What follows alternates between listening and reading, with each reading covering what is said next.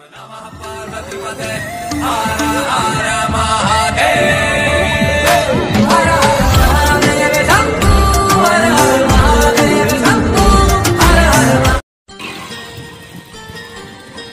Guys, आमे वर्तमान कटक धवलेश्वर पीठ रे पहुंची जाइछु।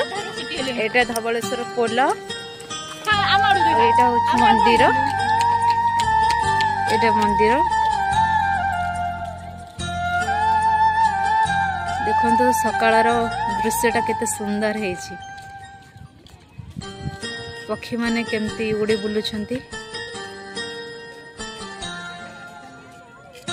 तार व्यूटा टे देखंतु।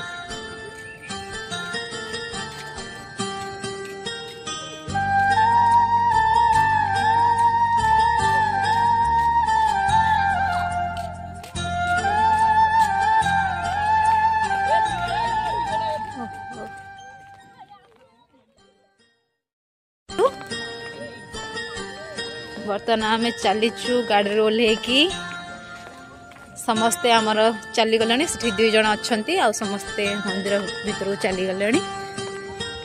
जस्ट साइड रे अच्छी मंदिर। सकाळ व्यूटा बहुत बढ़िया अच्छी। एपटे सूर्य उदय हवा हवा होउछंती। आकाशटा टिके लाल अच्छी देखंतु।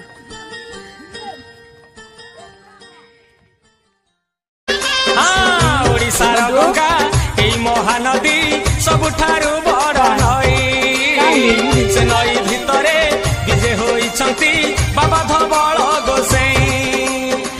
नमः पार्वती पते हर हर।